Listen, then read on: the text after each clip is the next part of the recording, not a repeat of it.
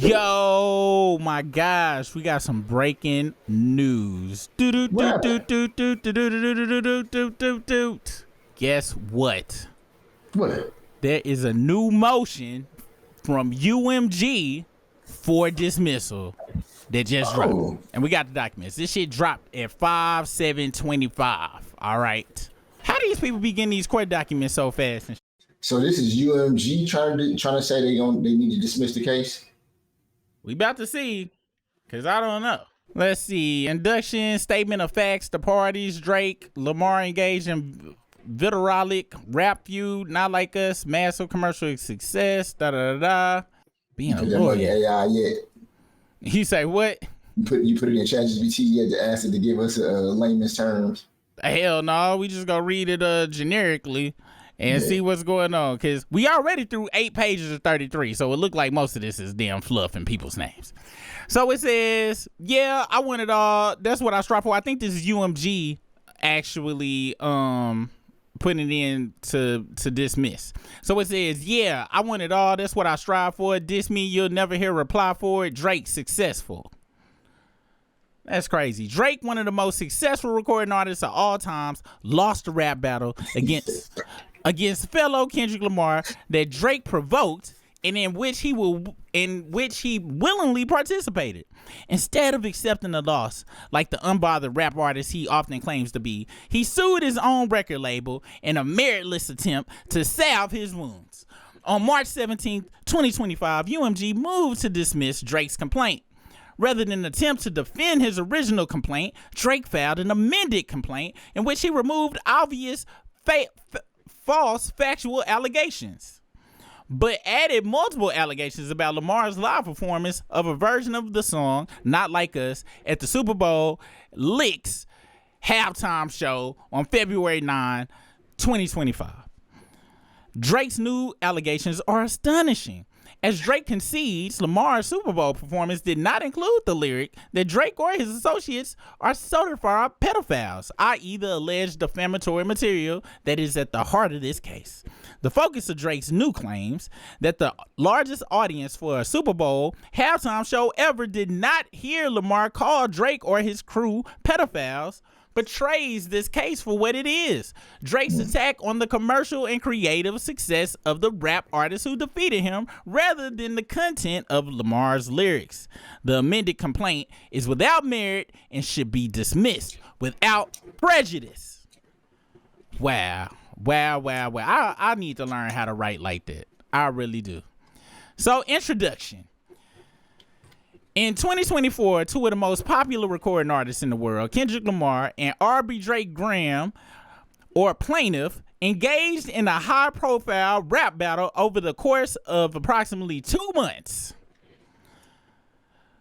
They exchanged increasingly vitriolic and incendiary diss tracks, sometimes responding within hours of each other.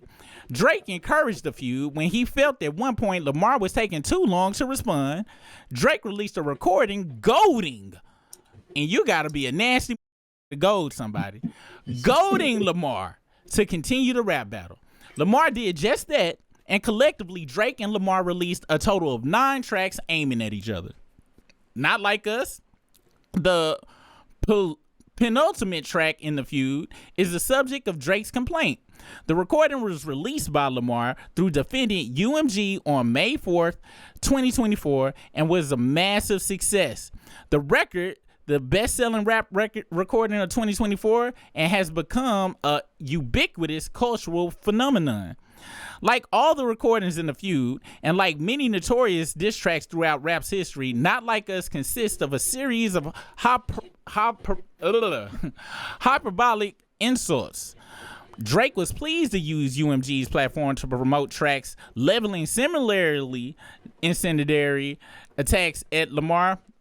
These words is getting me. Including that Lamar engaged in domestic abuse and that one of Lamar's managers is the true father of Lamar's son. But now, after losing a rap battle, Drake claims that Not Like Us is defamatory. It is not.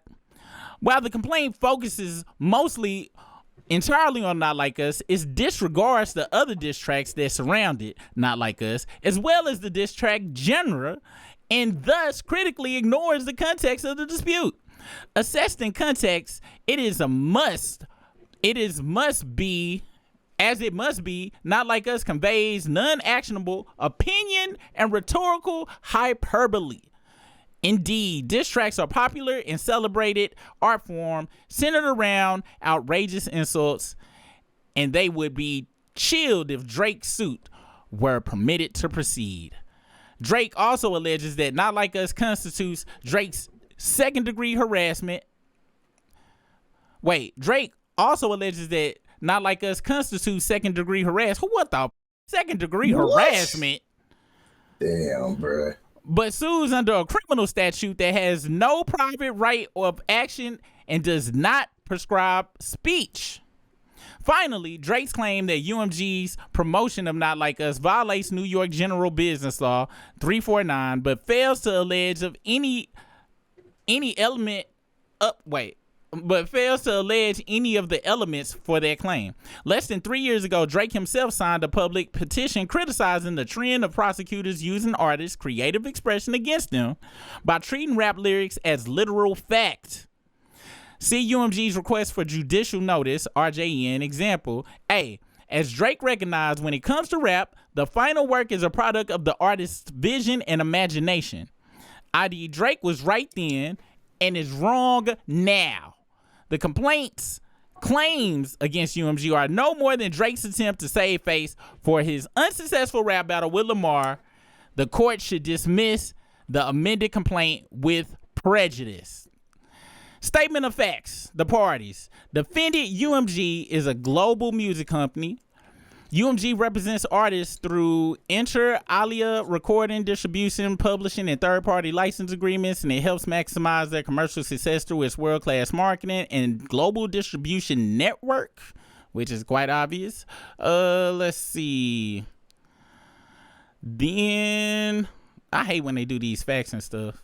Drake's partnership with UMG has been hugely successful. He is one of the best-selling artists of all times, with over 170 million albums sold. UMG also represents Lamar through UMG's Interscope division. Lamar is also a highly successful rap artist. Not Like Us was released Drake and Lamar engaged in a vitriolic rap feud. Not Like Us was released as part of a rap beef between Drake and Lamar. The artist feud reportedly traces its origins back more than a decade, but broke into the public domain early in 2024 when Drake and Lamar began trading diss tracks, sometimes within the same hour. Not no damn sometimes. It was only one time, and that was Kendrick bumming on Drake. Okay, please, not no sometimes, as if Drake returned the favor. It took him a week to drop a dud that he said was the button. Red button. Drake and Lamar's feud is not unique. Rap feuds have existed pretty much since the beginning of rap in the 1970s, and several storied feuds have occurred throughout rap history. RJN example B. Drake is a prolific rap feud combatant, having traded diss tracks with artists including Meek Mills and Pusha T. Shout out to Pusha T. The public feud between Drake and Lamar traces back to October 2023 track First Person Shooter by Drake and J. Cole, in which J. Cole rapped that Drake and Lamar were the big three, i.e. the top three rappers in the industry. See RGN example BF. In response, Lamar appeared on March 2024 track Not Like That with artists Future and Metro Boomin, in which he rejected the notion that Jay and Drake were his equals, rapping the big three, nigga, it's just Big Me. CRJN example G. Drake responded in April 2024 with the track Push-Ups, distributed by UMG. CRJN example H. The track takes aim at Lamar, insulting inter alia his height, how the you big stepping with size 7 men's on, and Pipsqueak pipe Pipsqueak.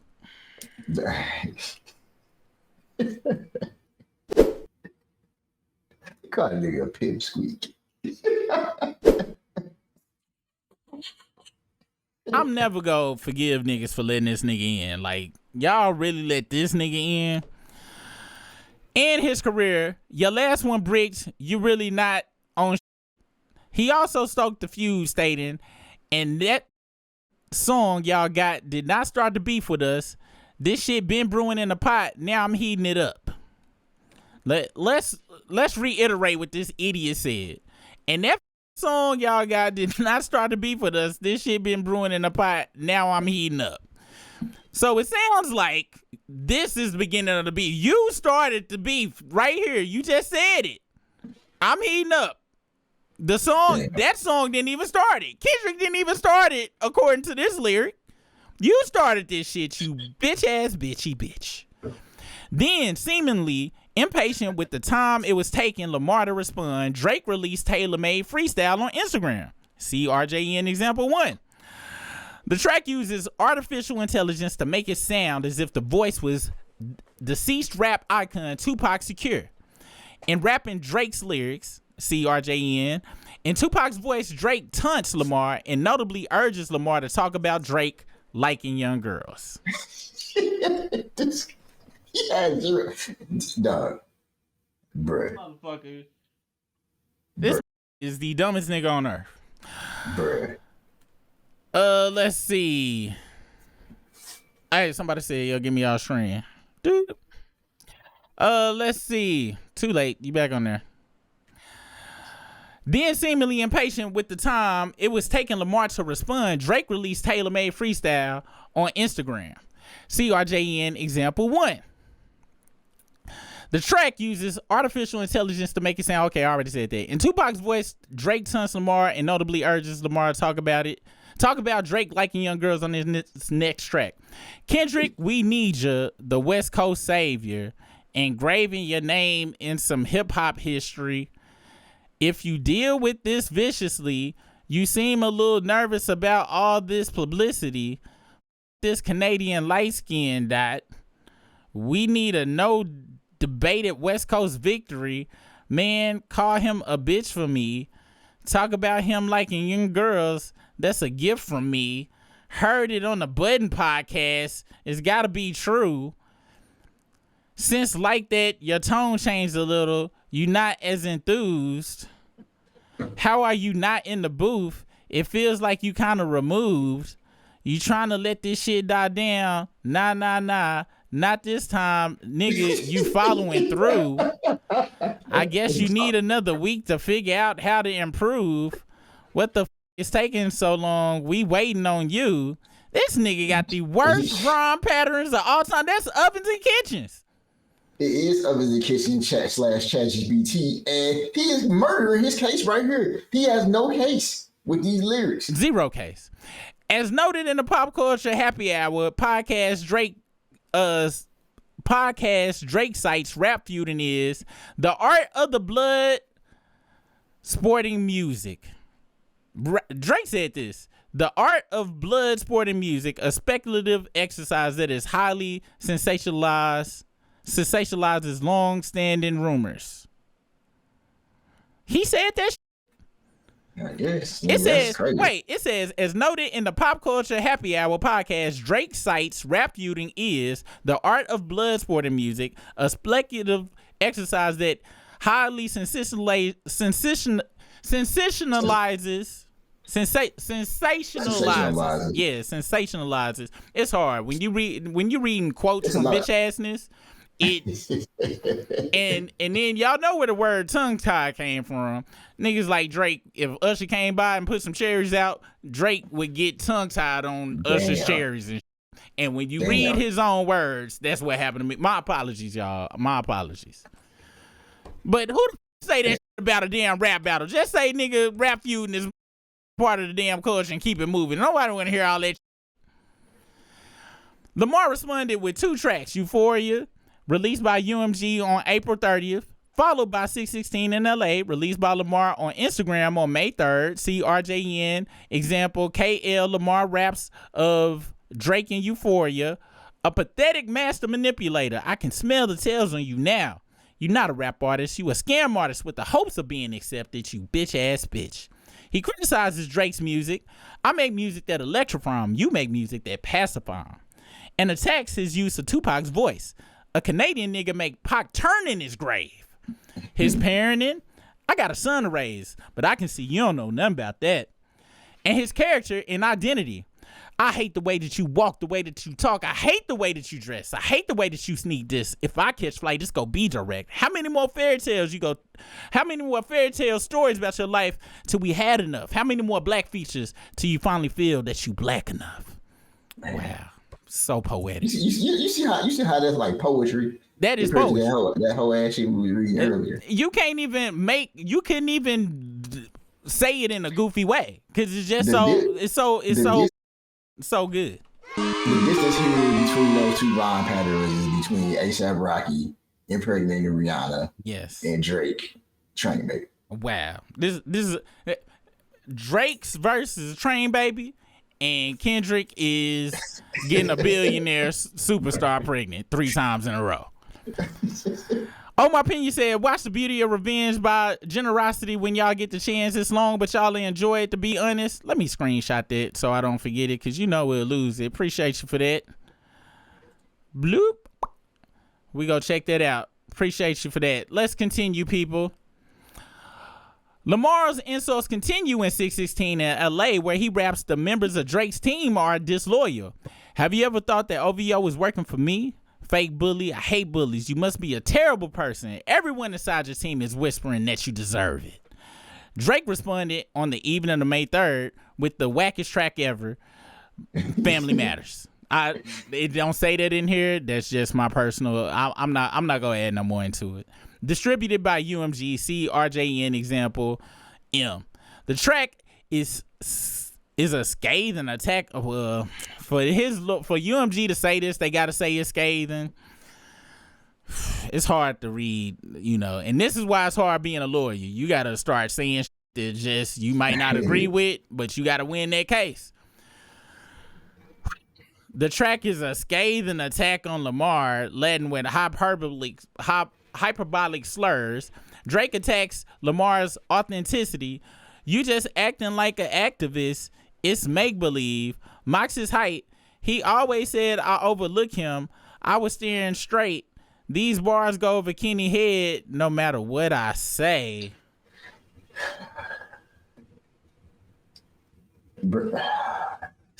And remember, this is a scathing attack.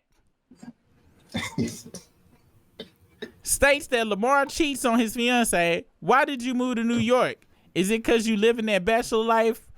Proposed in 2015, but don't want to make her your actual wife.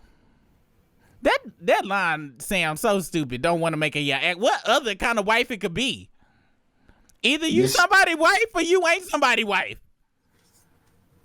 I'm guessing this wedding ain't gonna happen, right? Cause we know the girls that you actually like. Your darkest secrets are coming to light. He asserts that one of Lamar's children was fathered by one of his managers, Dave Free. Your baby mama captions always screaming, "Save me." You did her dirty all your life. You trying to make peace. I heard that one of them little kids might be Dave Free. Don't make it Dave Freeze. Cause if your GM is your BM secret BD, then this is all making plenty sense to me. That's that bullshit like that Dave Free. He said that shit like he was saying A minor. Well, cause Drake took the Kendrick took the shit and made the shit sound dope. You right, this is a Dave Free. See how they didn't respect him and shit and put all the E's in it? If they respected your bitch ass, they would have put all of her E, but I can hear the lawyer now, he ain't putting it. I already called the shit scathing. How much more bitch ass shit you want me to put in this? I got only 2 bitch asses a minute. Drake also raps that Lamar abuses his fiance, stating, when you put your hands on your girl, is it self-defense because she bigger than you? And they hired a crisis management team to clean up the fact that you beat on your queen. The tracks make other allusions to violence.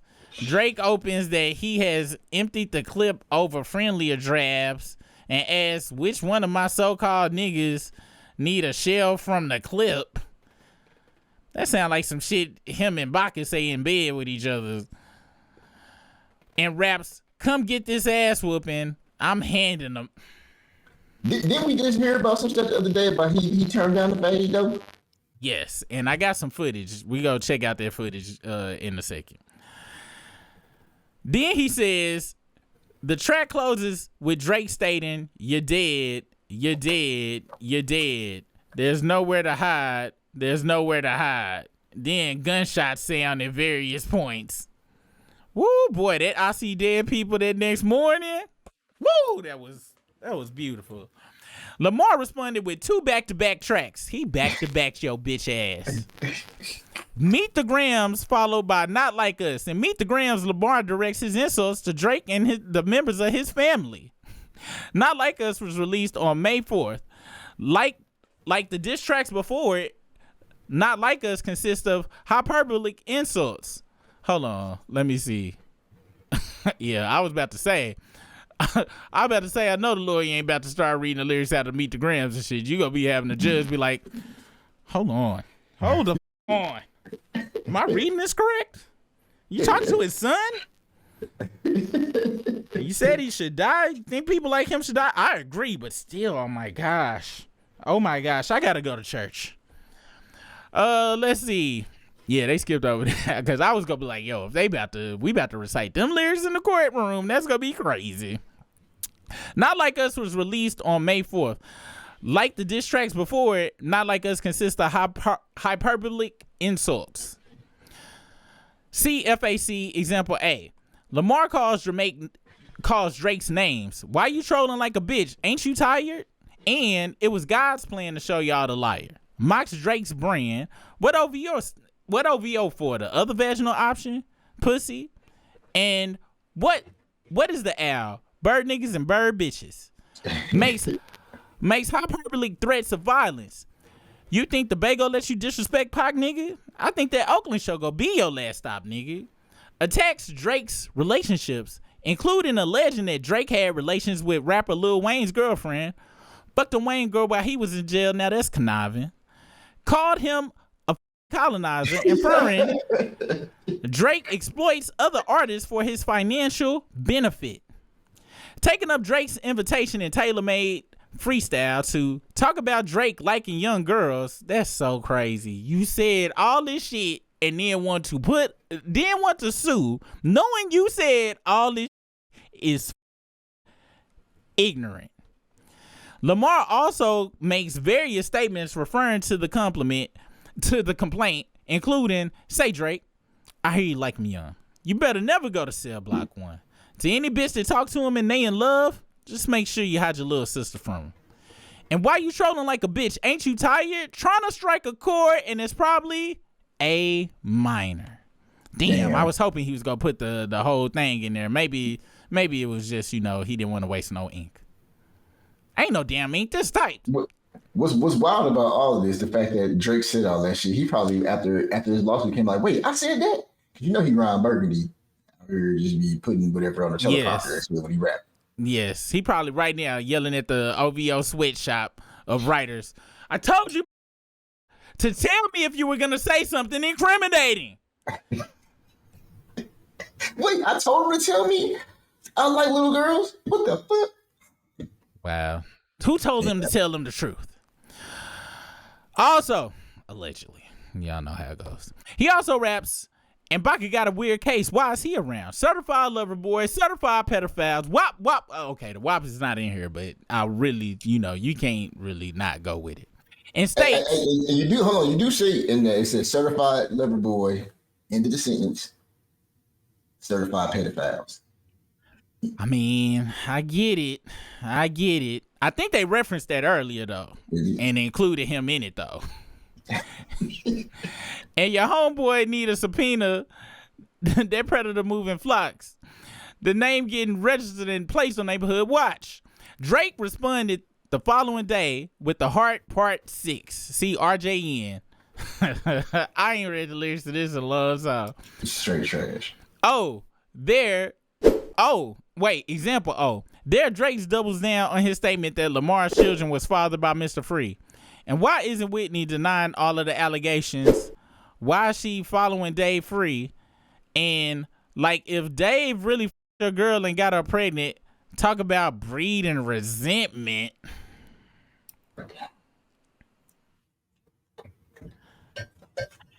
That's ChatGPT. ChatGPT. It's no way ChatGPT didn't write that. Come on now. If like it says, like if Dave really f***ed your girl and got her pregnant, talk about breeding resentment, and reiterates his claim of domestic abuse. I don't want to fight with a woman beater. It feeds your nature. So is he saying he a woman? Exactly. Is he saying if he injury, it'd feed the nature of him being women? ChatGPT was like, oh my gosh, this is fucking loser again. His ChatGPT, he's got the free version of ChatGPT. Yeah, this is definitely ChatGPT light. Drake states that he expected the alleged defamatory statements and not like us. This Epstein angle was the shit I expected. TikTok videos you collected and dissected and denies them. Only with Whitney's, not Millie Bobby Brown's. I'd never look twice at no team. Nigga, get the out of here. You really wrote this down. You really recited what ChatGPT spit out for you. There's no way that he came up with this. This is fully ChatGPT. Free ChatGPT. And this was the ChatGPT back before he got really, really good too. This was damn pre-K ChatGPT that he trusted with a rap battle. The track also contains further references to violence, including "I'll slit your throat with a razor." That's some white. I'm be honest. That's some white boy shit. No disrespect to any white boys in the chat, but I'm just saying, niggas talk about we go beat your ass or we go shoot you and shit. Slit throats with razors, that's some Metallica music listening to ass shit right there and shit. And yeah, bullets that I'm stuffing and Metallica dope and shit. I'm just saying though, that's what I'm just saying. Yeah, bullets that I'm stuffing in each chamber, your ass. Imagine being out in the streets to somebody leaving it like your ass is in danger, buddy. You are in danger. And not only regular danger. He said your ass is in extreme danger around him. Listen to what Drake is telling us, people. If you around Drake, your ass is in extreme danger. This is, what's that nigga from the jail? Johnson. Oh, Fleece Johnson. This is Fleece Johnson. He said, and listen to words he used, my nigga. Yeah, the bullets that I'm stuffing. When last time you heard a nigga said I stuffed my gun full of bullets? Never, bro. And then right after that said, your ass is in extreme danger. Stuffing my I'm stuffing in each tray. And then he's stuffing in each tray. Nigga, do you know what he's talking about, nigga? That's him and vodka activities and stuffing in chambers and this one line, nigga.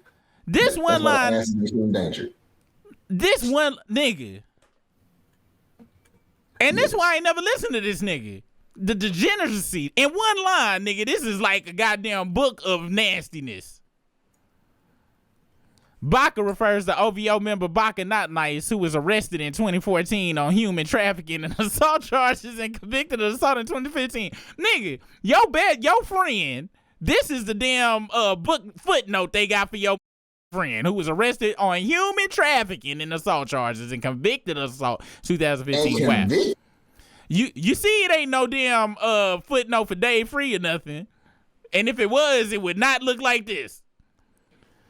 C, Not Like Us is a massive commercial hit and artistic success.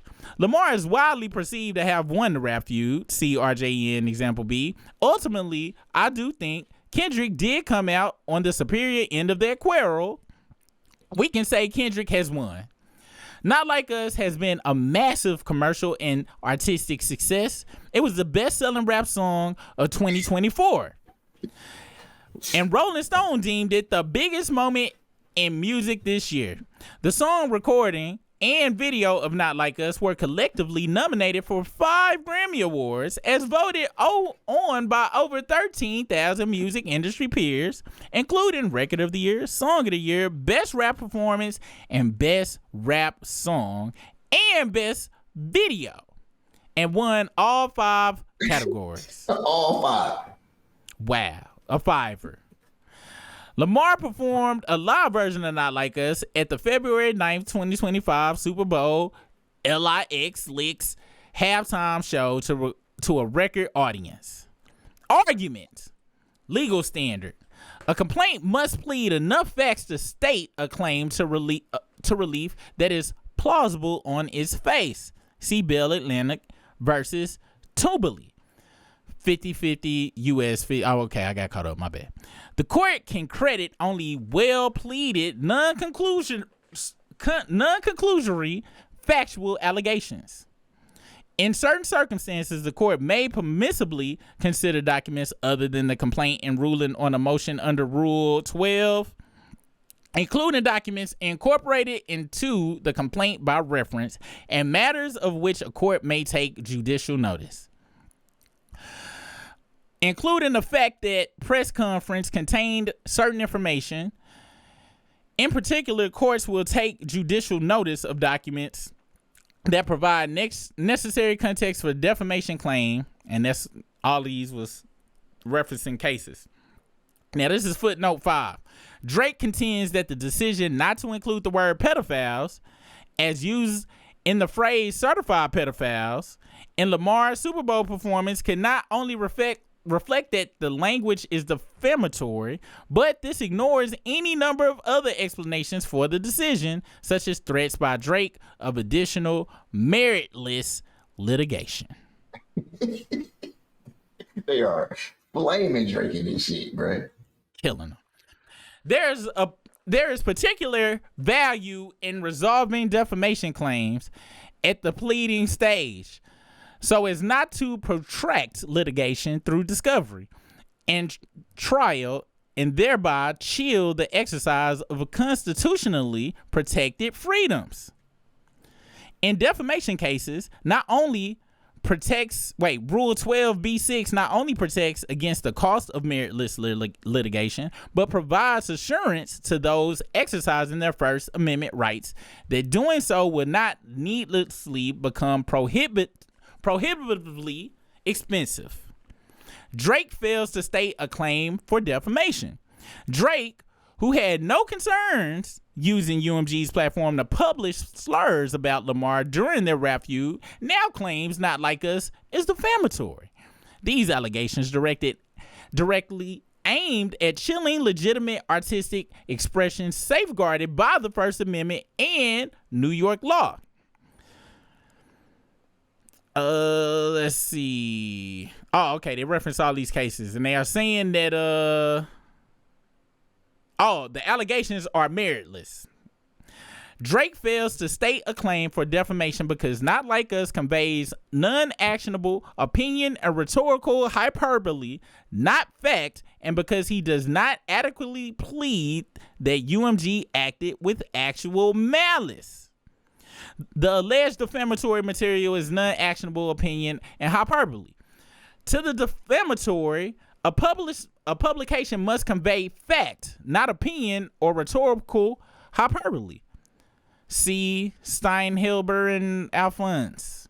Expression of opinion as opposed to assertions of fact are deemed privileged, and no matter how offensive, cannot be the subject of action for defamation. You know what? This is so great, because all these times I'm talking about Drake and Baca each other in the shower and stories I'm making up, and hey, I'm not saying it's fact. I'm just coming saying it can't be defamation.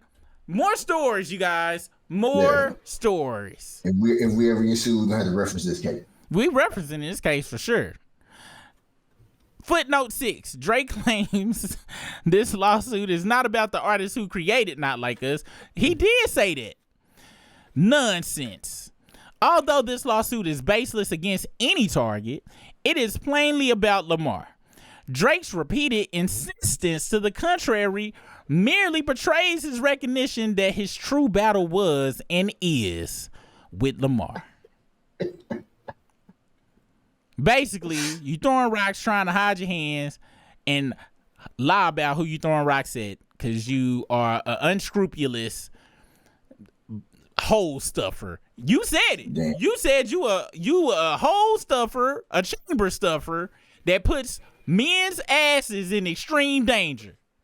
Definitely said that.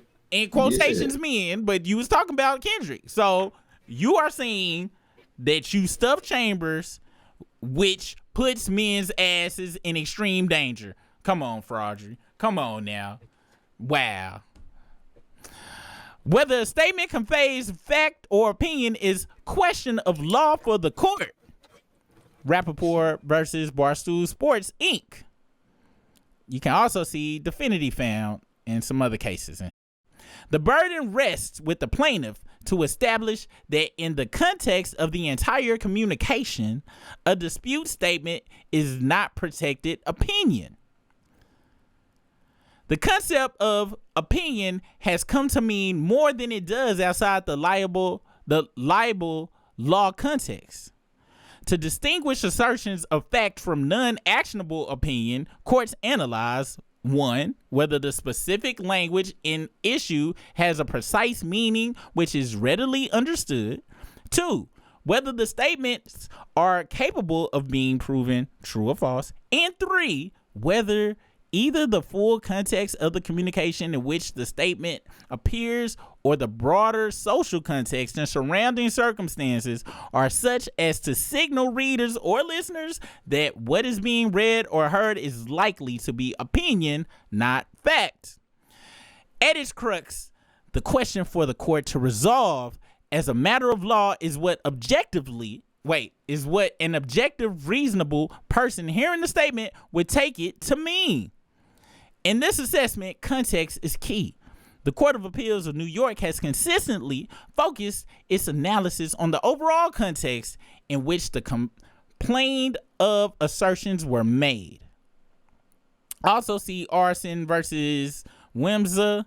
The words at issue must be construed in the context of the entire statement or publication as a whole and tested against the understanding of the average reader. All right.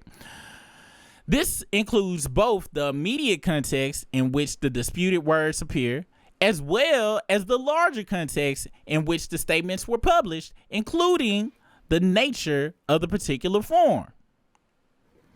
Courts must look to tone, purpose, and setting. A statement's tone and apparent purpose may signal that it is not conveying an accurate factual assessment offered by a disinterested observer. For example, a statement may indicate non-actionable opinion where it reflects a degree of anger and resentment, where the tenor is rambling, heated, and speculative, or often escalates into hyperbole, or where it invokes parody, loose, or figurative language. Likewise, the broader context informs whether a statement is reasonably understood to convey factual assertions. Even apparent statements of fact may assume the character of statement of opinion when made in public debate, heated labor dispute, or circumstances in which an audience may anticipate the use of epithets, fiery rhetoric, and hyperbole. And that's from Steinberg 501, blah, blah, blah, blah, blah, blah. Hey, hold on. Omar Pena hit us up with a super chat. You're skating on thin ice, buddy. Bars. Hey, you skating on thin ice, buddy ass bars. Lady Lex says stuff chambers means taking blue chew. Oh shit. Damn. Not the blue chew. Appreciate you on that super chat. Yeah, that one line right there, I don't see how Drake fan listened to that line and was like, I'ma still be a fan. Like, and I'm talking not a fan, you have to be a FAN to listen to that line and continue to be a regular fan. Likewise, the broader context informs whether, and I gotta be honest, y'all, I'm reading this, I'm trying to read in a tone where I know what's going on, but I'm being honest. If I was a judge, I'd be like, look, I hate that nigga. Case dismissed. Don't understand anything. Nah, I kind of understand what's going on. I'm just playing. Likewise, the broader context informs whether a statement is reasonably understood to convey factual assertions. Even apparent statements of fact that assume the character of the statements of opinion. When made in public debate, I already read all this. Okay. Let's see. Letter to the editor, non-actionable because the common expectation of a letter to the editor is not that it will serve as a vehicle for the rigorous and comprehensive presentation of factual matter, but as one principally for the expression of individual opinion. Oh, okay, so that's letters to the editor that you write. Man, it's hella hard to read court documents. Hell to the yeah. That's why you hire lawyers and in this case, statements by Shock Talk hosts inactionable because they would not have been taken by reasonable listeners as factual pronouncements, but simply as the expression of views in a crude and hyperbolic manner that was, over the years, become their verbal stock in trade. That's us right here, Briss. Right here. Like Shock Jocks and do just say because, you know, it sound funny. Yeah. There we go. Thank you, UMG lawyers. Yeah. The New York courts routinely hold that tone and context render allegedly defamatory publications non-actionable.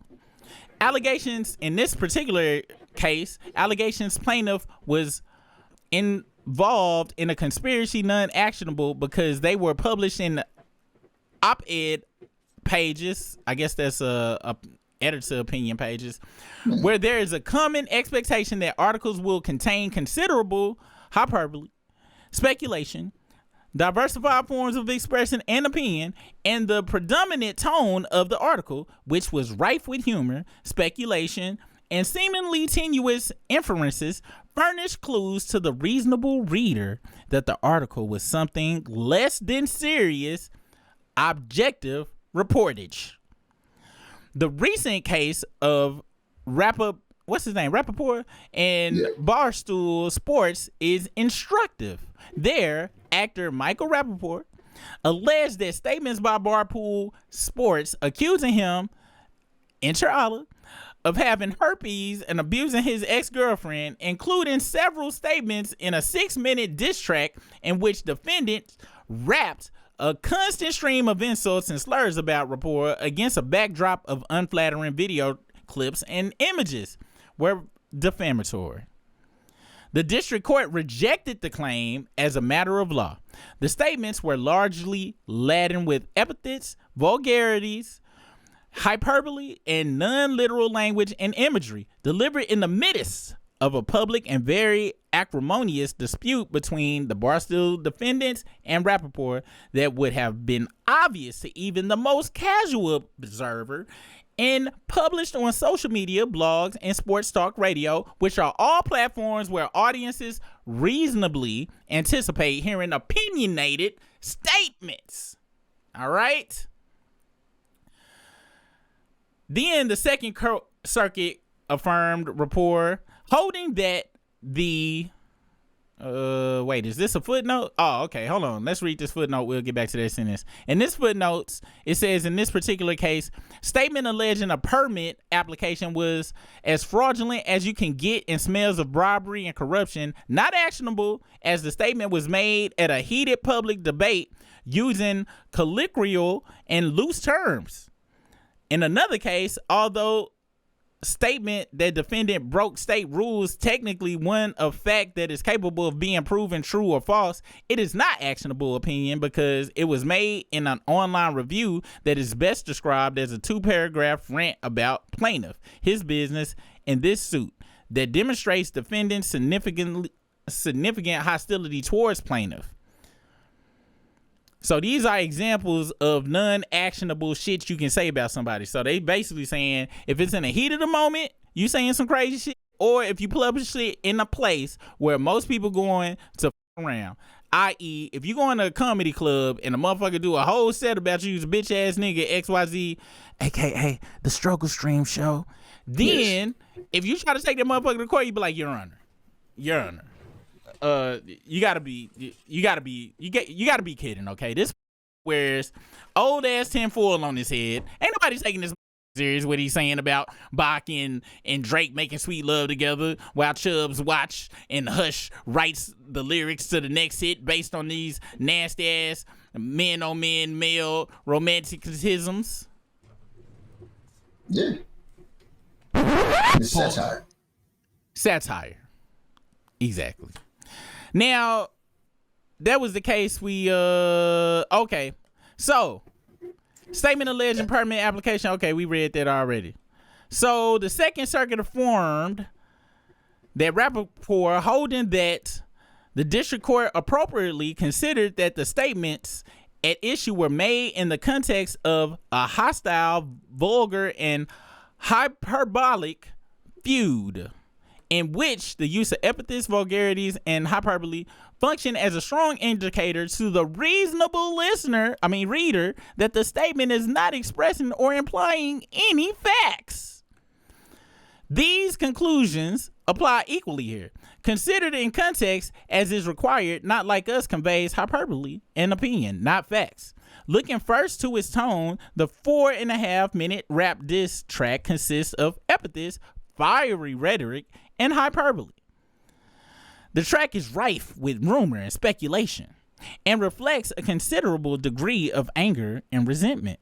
The lyrics are loose and figurative, rambling and heated, and exaggerated vitriolic words pervade the recording to attack all aspects of Drake's life, including his career, brand, relationships, character. Yo, check this out. It's just now hitting me that each one of these sentences are sentences from the cases that they have referenced, that they cited. And so they putting together their case based on that shit. It took 3 readings of this shit for me to understand that 3 separate, documents where I'm finally getting what to do. That's kind of gangster. That's some dope ass.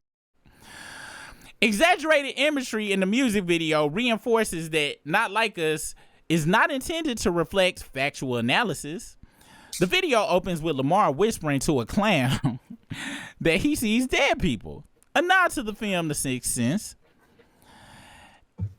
implying hyperbolically that Drake has been defeated in the rap battle.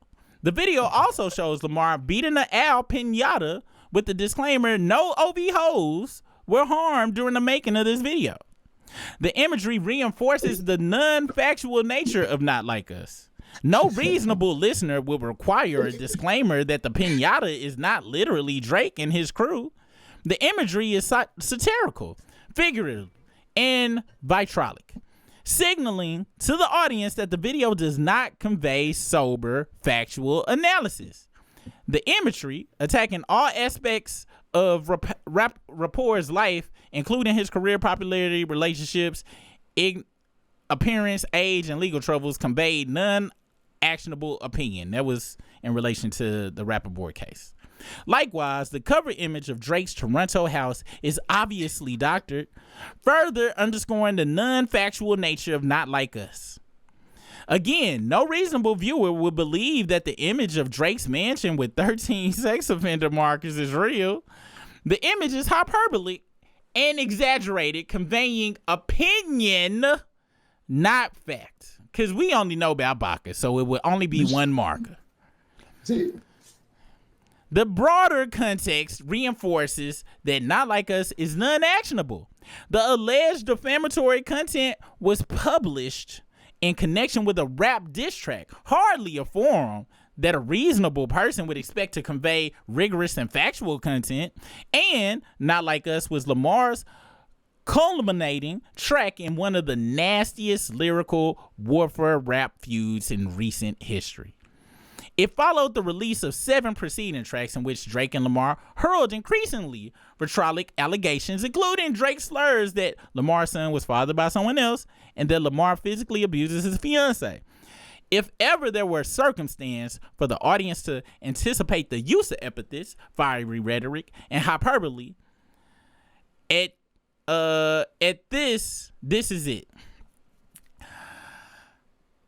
If statements in a letter to the editor are non-actionable because the common expectation is such letters do not serve as a vehicle for the rigorous and comprehensive presentation of factual matter, if statements in op-ed are non-actionable because the expectation is op-eds contain considerable hyperbole, speculation, and diversified forms of expression and opinion, and if statements at the public hearing are non-actionable because attendees expect to hear vigorous and expressions of personal opinion at such events, it defies reason to suggest that the statements made in a rap diss track convey anything but non-actionable opinion rather than accurate, factual assessment offered by disinterested observer.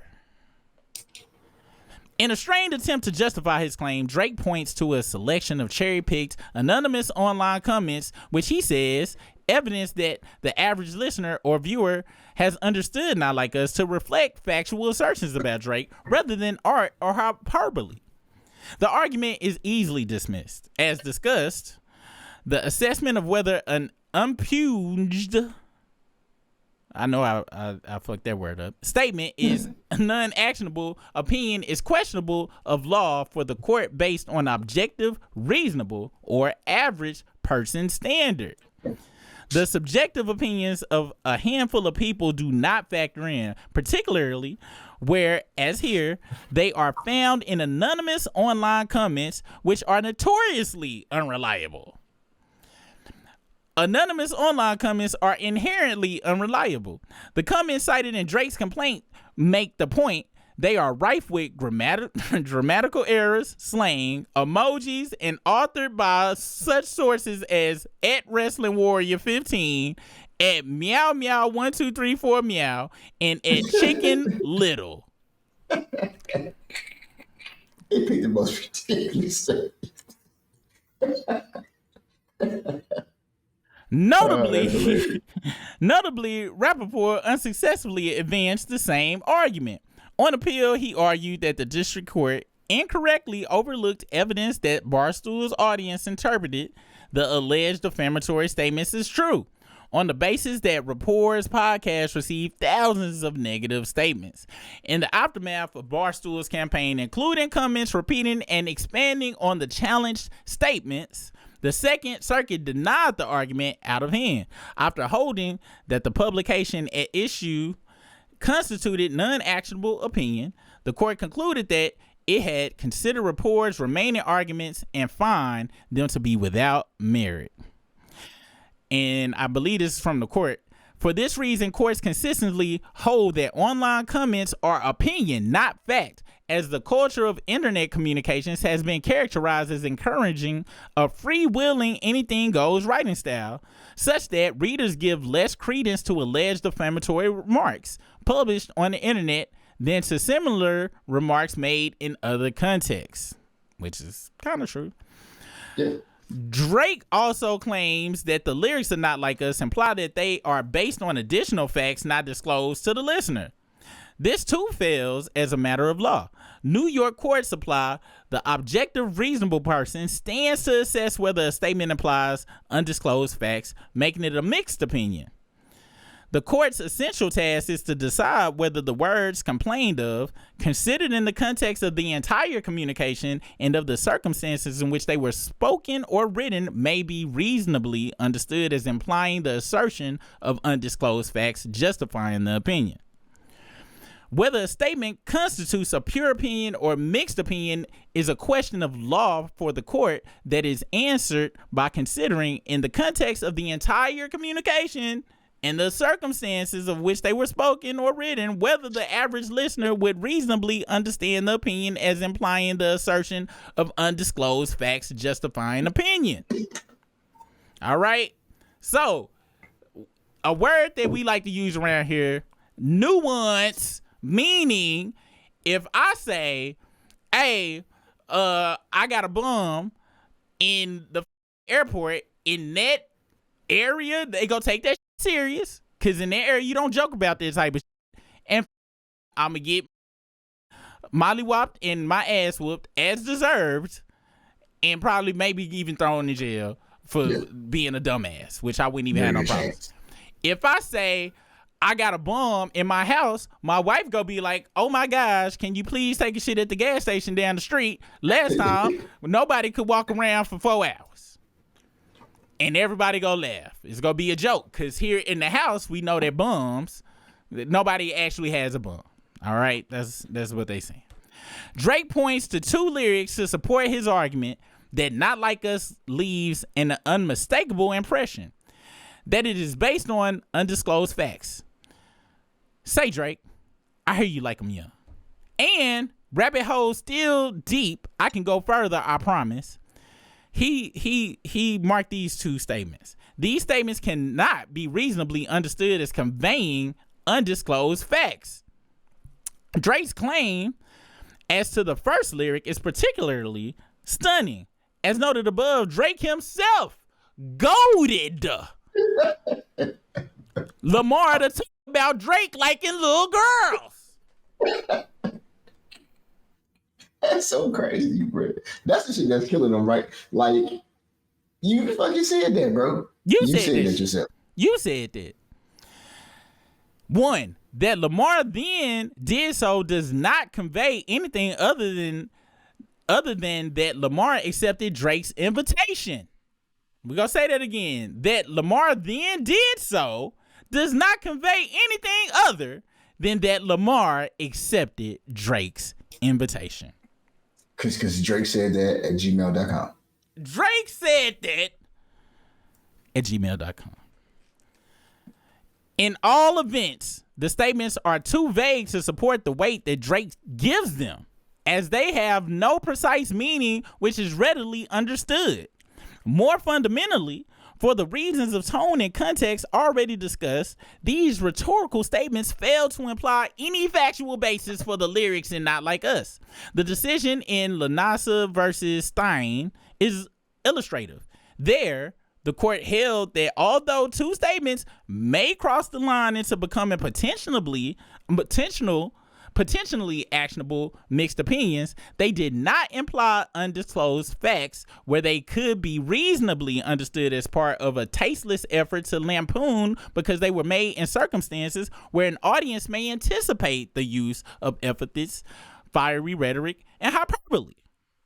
Moreover, the broader context shows that both Lamar and Drake traded these sorts of jabs. For example, Drake in Family Matters claims, with respect to his own unfounded allegations, that your darkest secrets are coming to light. Ain't that the same as the damn rabbit hole line? Exactly. He made similar assertions in the Fart Part 6. What about the bones we dug up in that excavation? You know this nigga use ChatGPT. Bitch, you don't. The word excavation is not nowhere in your damn casual vocabulary, nigga. Rap, in the rap, like, when has anybody ever said excavation in rap? I'm sure somebody done said it, but they ain't saying it in no goddamn rap battle. I'll tell you that goddamn much. One of them green hip hop niggas done said that shit though. Yeah, the green cipher niggas done said that shit for sure. They done probably said it twice in the damn freestyle. Excavation, renovation, escalation, connotation, then abundant precipitation. Yeah, they just said that. Yeah, they said that. It's been said. For all these reasons, a reasonable person would not interpret these lyrics as conveying undisclosed facts, but would understand them for what they are: saber rattling in a rap battle. Drake's argument also fails because the statements in Not Like Us relate to controversies that are widely known and that Drake himself acknowledged and perpetuated. We gonna go back up to this footnotice, but I want to finish this right quick. We gonna say that one more time though. That was a word. Drake's argument also fails because the statements in Not Like Us relate to controversies that are widely known and that Drake himself acknowledged and perpetuated.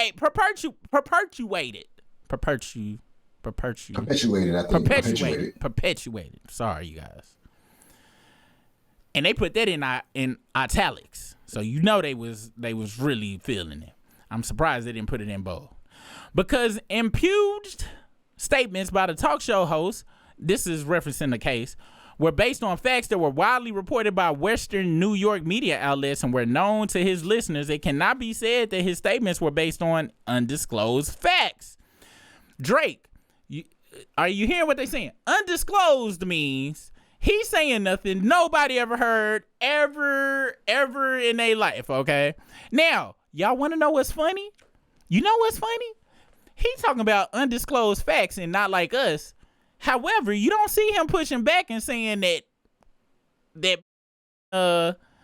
him having a daughter is an undisclosed fact in Meet the Grams. Now, with that being said, that had been out there for a minute as well, though. But you see how he ain't mentioning that, though? You see how he ain't mentioning a daughter? If I was gonna do a lawsuit on him, I'll bring up why you bringing kids into this shit. But no mention of that. He only going for not like us because he only give a f- about being called a pedophile and shit. He don't give a f- about children like that. But it just something. It's a very good point. It's a very good point. Just something odd. You know what I'm saying? And this further lets us know his whole thing was not to get that shit played at the Super Bowl. That was his whole. Now it's just sunk cost. He got to play. It's just sunk cost. Now he got to keep going. he got to keep going. Because he failed at his true mission. He know this lawsuit, but he was just hoping that he can stop it. And this further lets us know why Kendrick was smiling so hard and shit. He was like, "Hey, bitch. Yeah, you thought you was gonna stop it, didn't you? You didn't. Wow, this nigga done wasted so much money on lawyers and shit. You dumb bitch." And I hope the court make him pay UMG's lawyers fees too, so that UMG can go and pay this lawyer that wrote all this shit on the back end. Because impugned statements by talk show hosts were based on facts that were widely reported by Western New York media outlets, and were known to his listeners, it cannot be said that his statements were based on undisclosed facts. Dismissing defamation claims based on defendant's statement that plaintiff was sick pedophile loser, statement arose out of war of words that was the subject of extensive media coverage and commentary, such that it was impossible that an informed listener would think it was based on some undisclosed information known only to the defendant. And that's based on a case that they cited between Torin and Lau. I got it wrong. Facts and criticisms I forgot. I got to go back up and read this. So footnote 11. Indeed, to the extent rabbit hole has any understood meaning, it does not imply undisclosed facts, but rather pursuing a known piece of information. Alice followed the rabbit down the hole to Wonderland, and in that sense implies Lamar is referring to well-known rumors regarding Drake's relationship with minors. Damn, they put that shit in there as well. See also Woodbridge Structured Funding LLC versus Pissed Consumer. Although some of the statements are based on undisclosed, unfavorable facts known to the writer, the disgruntled tone, anonymous posting, and predominant use of statements that cannot be definitively proven, true or false, supports the finding that the challenged statements are only susceptible of a non-defamatory meaning grounded in opinion. Drake also alleges that statements in Lamar's Euphoria, including "Don't tell no lie about me, I won't tell no truths about you," and "I know some shit to make Gunna Wanna look like a saint," implies that Not Like Us is based on undisclosed facts. For the same reasons disclosed above, this statement fails both in light of the rhetorical and hyperbole of the artist's rap battle, and because there is no connection drawn between these lyrics and the statements in Not Like Us. Facts and criticisms concerning Drake's relationship with minors predates Not Like Us and have been widely reported. Do you know how crazy this is to read about yourself in a court case, nigga? It says facts and criticism concerning Drake's relationship with minors predate Not Like Us and have been widely reported. Do you know how insane it is to have a sentence about you that says your relationship with minors has been known? That's why. And by the way, it's the worst stuff just popped out too. I might have to bounce soon, but just in case, if not, all gravy. Noting that Lamar is indicting Drake is indicting Drake for years of rumors and speculations around his misbehavior around minors. That's crazy. Like, it is crazy that these words about you brought this out too, that this is documented forever. Yes. And that Millie Bobby Brown is one of the things that most people are aware of when it comes to Drake and the rumors around him. In the Fart Part 6, Drake also affirmed that he understood Lamar's statements in Not Like Us to refer to the Millie Bobby Brown controversy, stating, "This Epstein angle was the shit I expected, and and only with Whitney's, not Millie Bobby Brown's." I can't believe he thought that was a cold line. Bruh. Wow. Bruh. I never looked twice at no teenager. Clearly, Drake himself understands that Lamar's lyrics refer to a well-known issues that have been widely reported. They going in on him now. Drake's arguments concerning undisclosed facts carry no weight. Now let's go up to this. And notice that Drake said he never looked twice at no teenagers, but 3, 4, 5, 6 times. Yes. It wasn't just twice. It was more than that. It was like 8. It was like 8 or 9 times. Hyperbole. See also Glacio Saltzman. That's my new word. Hyperbole. No undisclosed facts were where listeners were familiar with the issues in dispute. No undisclosed facts where incident at issue was circulated widely. Also see RJN example P. We all know the stories of him going to girls' basketball games. There are some things that have been seen and heard over the years. It's kind of wild that this has been in the atmosphere for some time, but no one has previously called Drake out in this way. When Bobby Millie Brown was 13, she met Drake at a concert. He was 30 or 31 at the time. She said they would text a lot in interviews. And they maintained this friendship where he would give her advice about boys. Stuff like that. This that's so crazy. This is insane. This was spoken about in interviews. Example J. Allegations of Drake having inappropriate sexual relationship with minors is a topic Drake had to debunk in the past. Not Like Us reflects these rumors surrounding Drake's personal life. So, once again, for what you trying to say in your lawsuit, and the rabbit hole goes deep and shit, that's not undisclosed. You done talked about it a bajillion times. The little girl talked about it a bajillion times. And so there you go.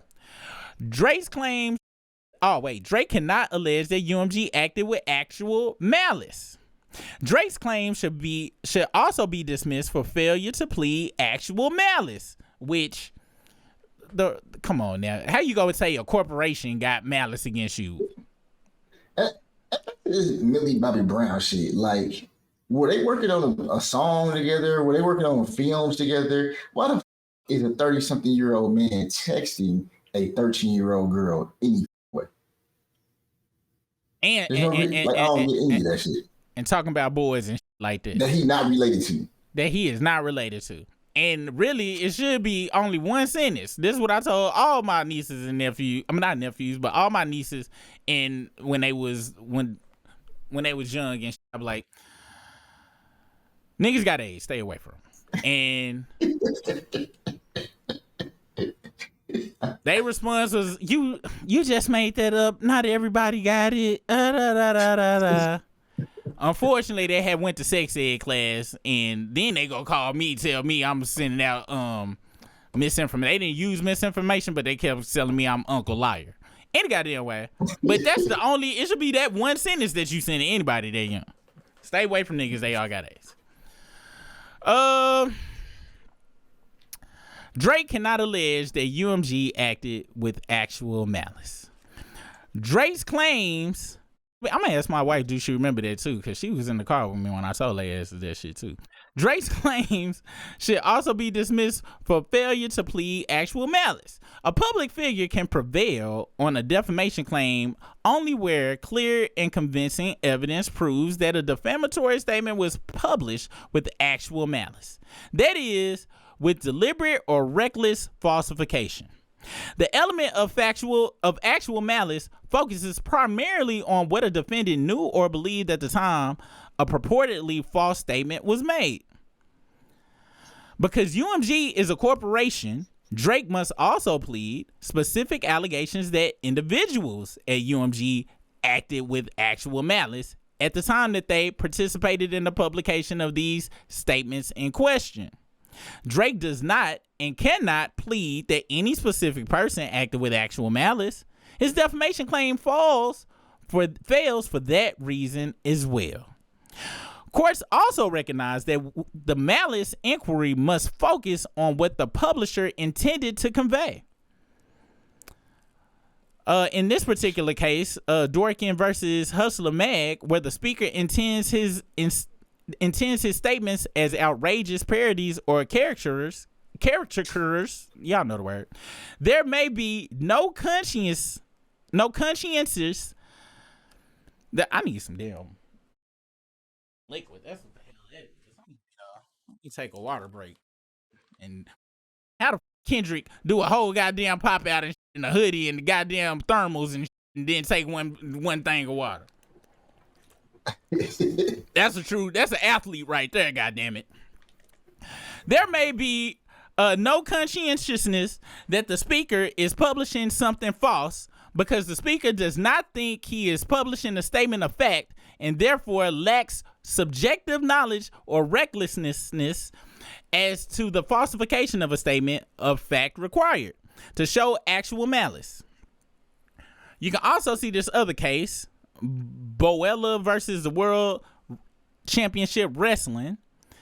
So too here, UMG released a rap diss track conveying rhetoric and insults. Drake has not alleged that anyone at UMG intended to convey anything other than what this was, an incendiary diss track. Drake asserts a claim for harassment in the second degree. Oh, I forgot. Drake fails to state claim for second degree harassment. Damn, they shooting down all his punk ass claims. Drake asserts a claim for harassment in the second degree under New York Penal Law 240.263, claiming that Lamar issued a call to target Drake, including through violence, and that Not Like Us amounts to incitement. This claim fails for multiple reasons. First, there is no private right of action. Where a penal statute does not expressly confer a private right of action on individuals pursuing civil relief, recovery under such a statute may be had only if a private right of action may fairly be implied. Hammer versus AKC. This requires considering whether creation of such a right would be consistent with the legislative scheme, which is not the case when there are alternative enforcement mechanisms. Section 240.26 does not satisfy this test because nothing distinguishes it from every other criminal statute that lacks a private right of action. Rarely is there a private right of action under a criminal statute. And that was referenced by the EDNY on September 9, 2011. Indeed, the fact that second degree harassment is included in the penal law, giving police officers the ability to enforce its provisions, means that a private right of action is inconsistent with the legislative scheme. Courts therefore routinely hold that 240.26 does not create a private right of action. Drake's harassment claim fails for other reasons. The statute requires that UMG act with intent to harass, annoy, or alarm Drake, or alarm Drake in NY Penal Code 2040.26. But at most, Drake merely asserts, hold on, I gotta read that over. Drake's harassment claims fails for other reasons. The statute requires that UMG act with intent to harass, annoy, or alarm Drake. NY Penal Code 2040.26. But at most, Drake merely asserts an intent to devalue Drake's music and brand in order to gain leverage in negotiations. It's crazy to me, like, this is not the focus of the case, like, that he didn't really put down, you know, hey, I'm trying to renegotiate on some big shit. He went all at the Kendrick shit. That was all ego and dumbass and stupidness, to where at least with this right here, if you was really going to UMG, you would have kept it at this negotiation. And that's it. You would have just said, we had a deal coming up. I think they put extra money in to make me look like a bitch ass nigga, which I am. But they put a big flashlight on it so that they could give me less money. I done made them a whole bunch of money out here on the blade. But no, his case mentioned Kendrick a bajillion times, putting the lyrics to the songs in there. Like, nigga, if the beef was really with UMG, this would have been completely different. But it wasn't. This really was about Kendrick. And just so you know, and just to let you know, there's somebody in the chat that thinks we are weird. Oh. The exact term is, y'all just want this man to be a PDF so bad, with no females ever accused him of it. Y'all the weird ones, not the Drake fans. Oh, so you text 13-year-olds is what you telling me. That's what it sounds like. That's all you telling me. It's not like he cool with that. You cool with that. Okay. All right. So since we don't chill with that hang out with 13-year-olds and think that's cool as grown-ups, we're going to go on and get you out of here because you're a gross bastard. How about that? See you later, Tone Job. Bye. See you in the depths of hell. Hope nobody ever sees you ever again. Wow. I done had to block 2 in this time period. You know what I'm saying? That shit is wild. Yeah, I had to block somebody on Monday and shit. And I had gave some people some you know what? I had gave some people some. I told them not to be too crazy, but this okay, hold on. I forgot. I ain't even know. Tiptoe, you is now knighted as a moderator. Okay. Let's see. There you go, Tiptoe. You are now a mod. I didn't know he was down there acting crazy like that. Get out. But yeah, nasty. And how you gonna say that when the girl said he was texting her about boys, she's 13, 31, that's a no-go. It's a no-go. It feels strange texting my niece. Hey, I'm at your mama's house. Tell her to open it up. Let's see. We're gonna have to start it over. Drake's harassment claim fails for other reasons. The statute requires that UMG act with intent to harass, annoy, or alarm. Hey, it's funny too. The last person I blocked, their name was JHE, and this person's name was JA or whatever. Wow, that's crazy. Maybe it's like a vampire. It's the vampires. Drake done made all his fans, Mal, JNE, this weird motherfucker I just had to block, they all got bit. Drake bit all his fans on the dick, and now they all some weird ass. They some weird ass cult of weirdo vampires and just like the movie. Wow, and they got a hive mind, and they all think the same weird ass. Wow, man, that shit crazy, bro. That shit wild, dude. All right, y'all, let's get back to this.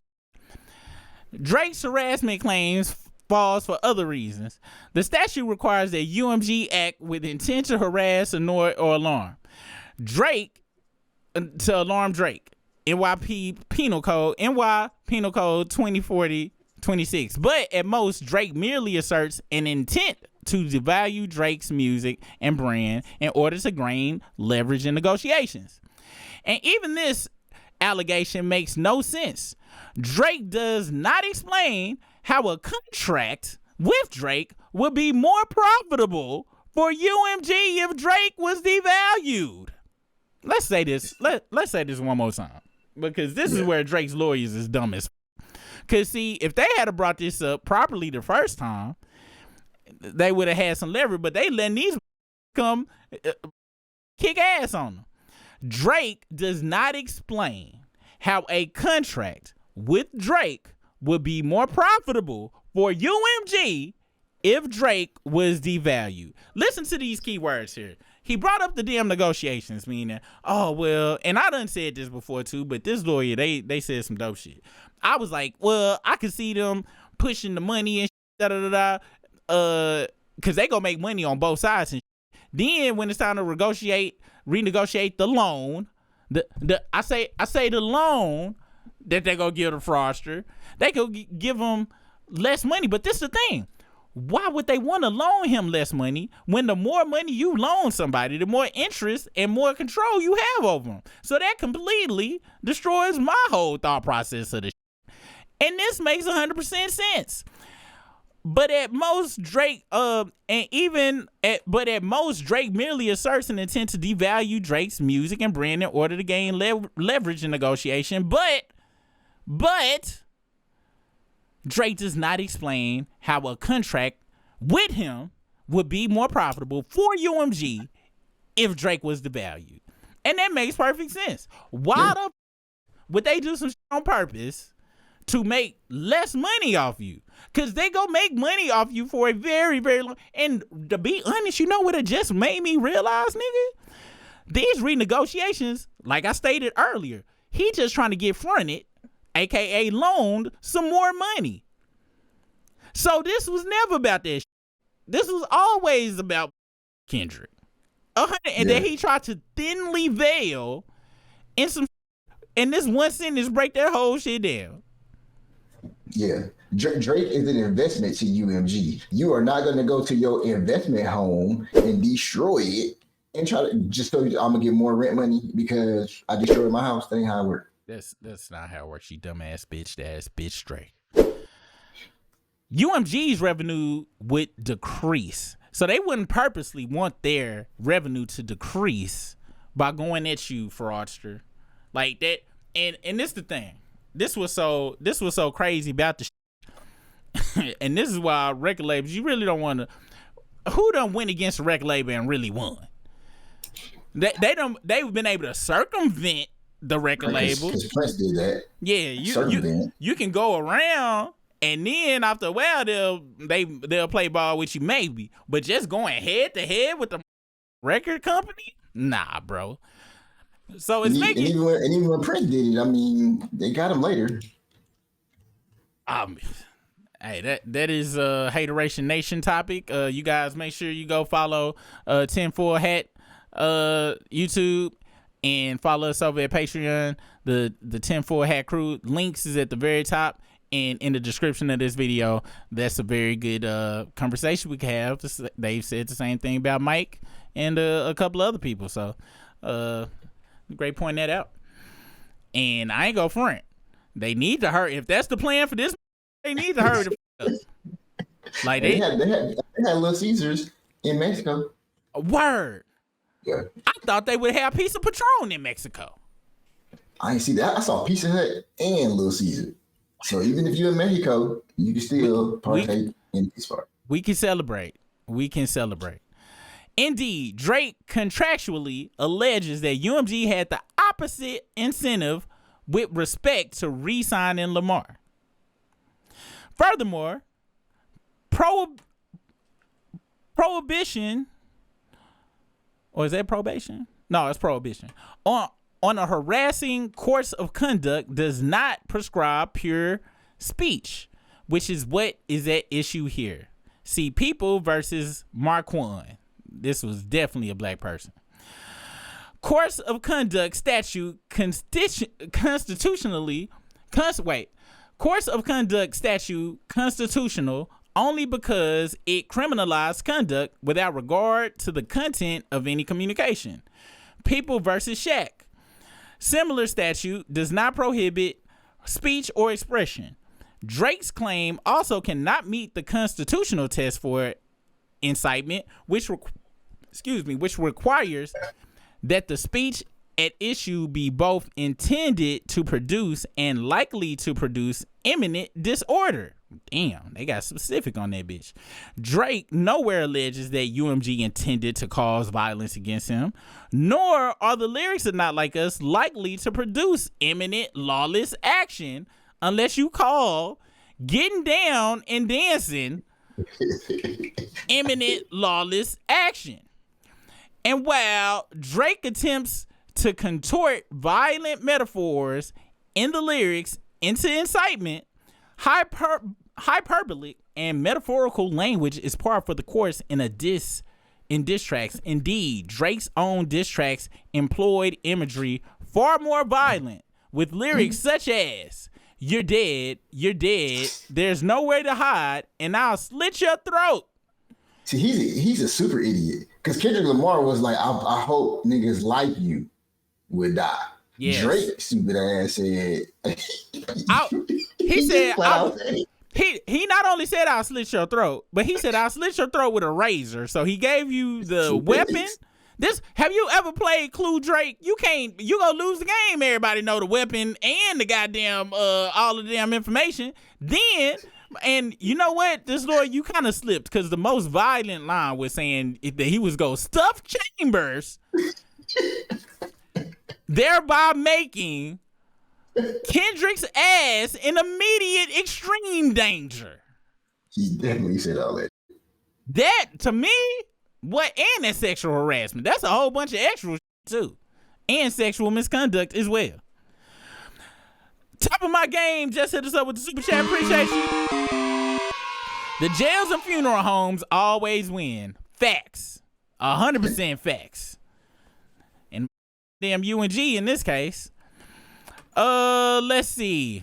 And the record companies make money off of the jails and funeral homes as well. It's all connected. 10 for a hat. Hit that description for the link. Join the Patreon. Let's see. While Drake has cited a handful of decisions that have recognized a private cause of action, those decisions generally include no analysis in support and reflect, at best, a minority view. You're dead, there's nowhere to hide. And what type of is this? There's nowhere to hide.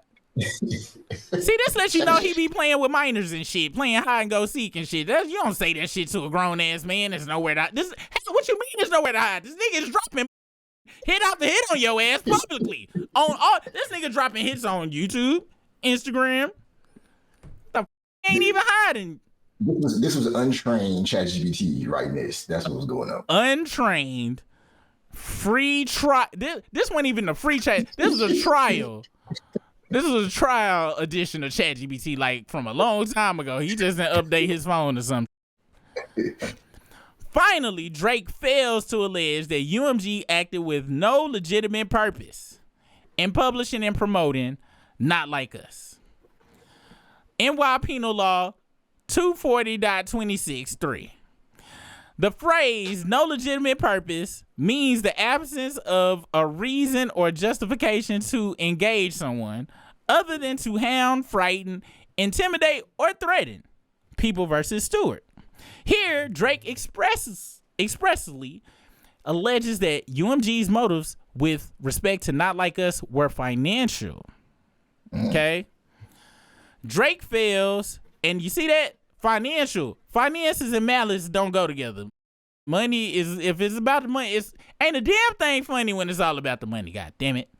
Drake fails to state claim under NY GBL 349. Immediately after the release of Not Like Us, Drake started making baseless accusations that Lamar was using surreptitious means such as fake streams to make the song appear more popular than it was. CRNJ. RJNO. Now Drake has attempted to shoehorn his grievances into a NYGBL. GBL rhyme with BBL. Yeah, he trying to. He always got. It's always got to do something with some L's in his life. Like the big one, like this L he just took. against UMG. Drake claims UMG made materially false and misleading representations about the recording's popularity to consumers without disclosing that it was covertly financially incentivizing third parties to play, stream, and promote the recording, including paying others to use bots to stream the recording. Drake cannot satisfy the elements of a GBL 349 claim. First, Drake fails to plausibly allege a covert scheme. All of his allegations are on information and belief. Bot's allegation on information and belief.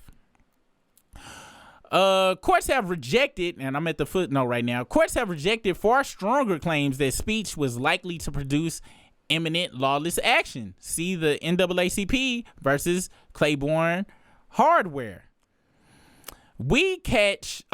Statement that if we catch any of you going in any of them racist stores, we're gonna break your damn neck, was protected speech, even though subsequently shots were fired into a home of a boycott violator. Damn. Who the needed to go to Claiborne Hardware that hard? Damn. First off, and second, he ain't have to bust at him for it. He just probably wanted a hammer. To state a 349 claim, hey, but we need that type of shit. See, this the type, you know what? This was the type of action we needed when Drake first came out. That's what I should have been telling motherfuckers. Instead of me going around saying, hey, y'all, if you listen to that bitch ass nigga, you might turn into a bitch ass nigga one day. I should have been saying, if I catch you, any of you, listen to any of them hoe ass music, I'ma break your damn neck. and subsequently actually busted somebody. Damn. Well, no, allegedly. Hey, all the times Briston told me to shut the hell up, this time he wanted to keep going with the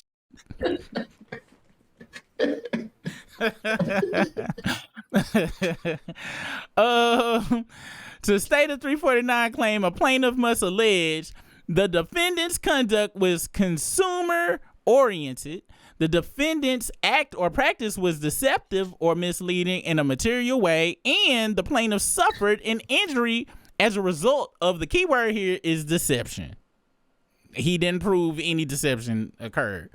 Plaintiff must also allege the deception resulted in a transaction in which the consumer was harmed.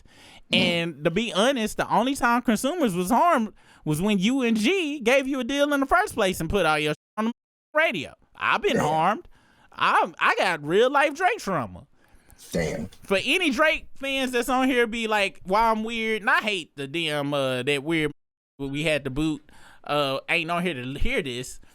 I'm weird towards Drake because Drake made the world weird towards me. I'm walking around with my damn glasses on, seeing reality, and everybody in this weird world where they can't sing, got the #1 singing songs. They calling him a R&B singer when he has no vocal ability. They saying that they putting this motherfucker. I'm walking down the street seeing Sprite damn ads with this nigga next to Rakim, Nas, and Biggie Smalls. You goddamn right I'm weird. Cause I was in a reality while everybody else is living in this weird ass fantasy world of Drake having talent.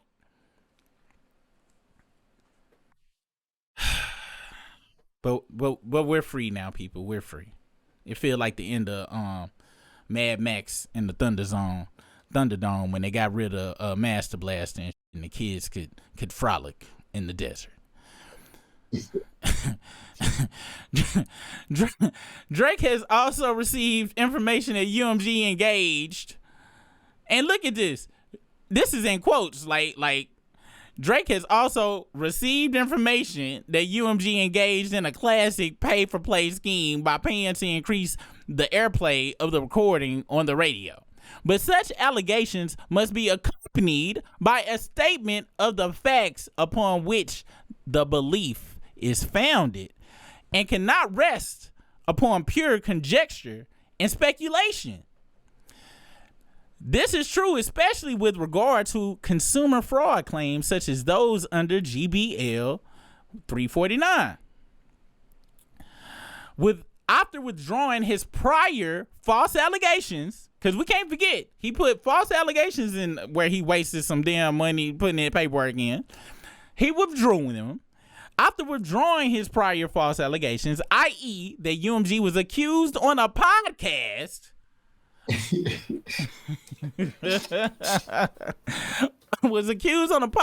of paying to use bots to stream Not Like Us. Shout out to the lawyer not giving Academics no motherfucking play. Drake is now reduced to citing. It would have been funny if they had said, if this had read that UMG was accused on a podcast, and then they put in the little quotes of a host that was talking freak nasty to a young person, a young child, and for no reason, where the child had to show that, hey, I'm a kid here. Why y'all not acting like adults saying all this nasty shit to me? Y'all niggas is weirdos. They could just be like showing they moving their flocks. It's continuously showing the moving of flocks of duck butters in the air. Shout out to anybody who knows what a duck butter is. The UMG was accused on a podcast of paying to use bots to stream Not Like Us. Drake is now reduced to citing a different podcast host who claimed that Kendrick used bots so that a Drake record would have more dislikes than likes. Hey, guess what? Let me tell you why that's dumb as all right? I'm about to show y'all, and I didn't even know he did that, but let me show y'all why that may be the dumbest argument I ever heard in my life. Especially if they talk about YouTube, because they didn't indicate whether they talking about it on YouTube or not. But it's something that they took away on YouTube, all right? They still got the dislike button, but guess what? You got to have a special browser to see how many dislikes it gets, okay? So that don't even make sense if he's talking to YouTube, unless he's talking, and what other app got dislikes? Can you dislike something on Facebook and shit? I ain't been there for a long time. I don't think, you know what? I don't know. And guess what? Ain't nobody, not one time during this whole 12 months has anybody ever even went to Facebook about this beef, because Facebook is a weird ass place, goddammit. So I don't even know why I brought that shit up. But any goddamn way, back to the case. No, you cannot dislike anything on Facebook, not right now. That's the problem, man. You should be able to, I dislike all my auntie them posts. Drake record would have more dislikes than likes. He also relies on a now deleted anonymous X comment accusing Lamar of buying promo to clown Drake's lawsuit. Buying promo to this dumbass lawsuit? We doing this shit for free. For free 99. You don't need no promo to clown this dumbass. Nobody take it. I might take it down somebody. Like, no, thank you. No, it's the right thing to do. No, but I appreciate it. I appreciate it. As well as another post claiming that UMG and Lamar used a bot streamer. Courts reject such online comment-based pleading because online comments utterly fail to make plausible the underlying factual claims. AKA, motherfuckers is stupid as fuck on the internet. And liars. Thus, these comments cannot save Drake's information and belief allegations.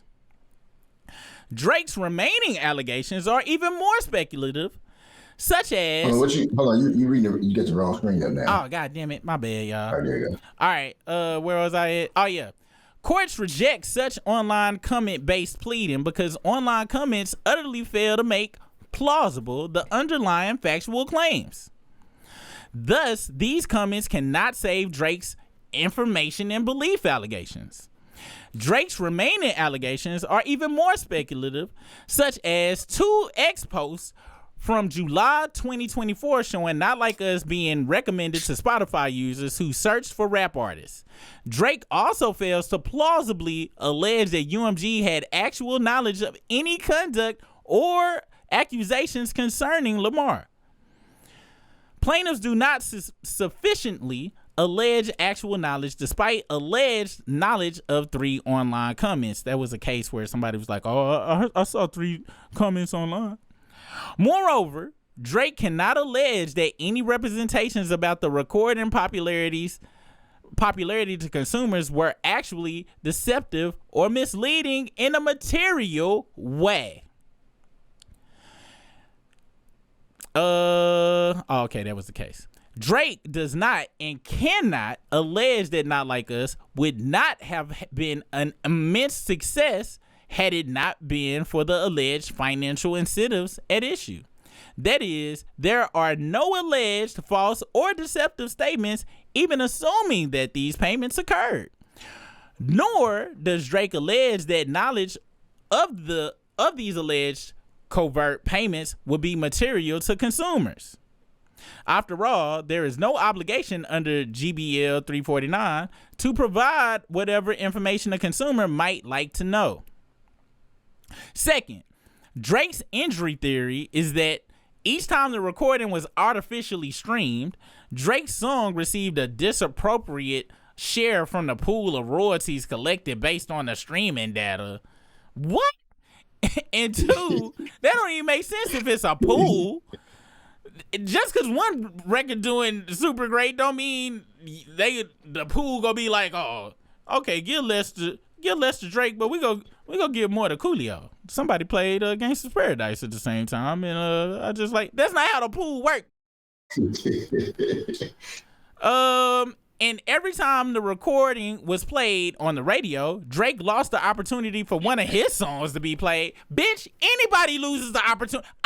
The Stoker Stream remix couldn't get played because they playing Not Like Us. I done lost the opportunity. Oh, I need to sue UMG because I lost the opportunity to get the damn Stoker Stream remix on the goddamn. You say I'm stupid. You really let your lawyers finesse you like this on some real shit, nigga? You think his lawyers finessing him, or they just going like, like, dude, it's so stupid. You shouldn't be doing things. No, I already pay you. I owe you. You got to. It's going like that. It's either that or it's going like this. Yes, it's going perfect, UMG. Thank you so much for paying us.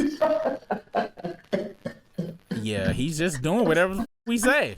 I don't even think he reads this. Oh, Baca Nut's in his eyeballs and he can't see because his eyelids are stuck together from Baca Nut. I knew that guy was weird. All right, well, make sure that check is in the mail. See you guys later. Bye. Probably went like that. It's one of them ways is how the shit went. Second.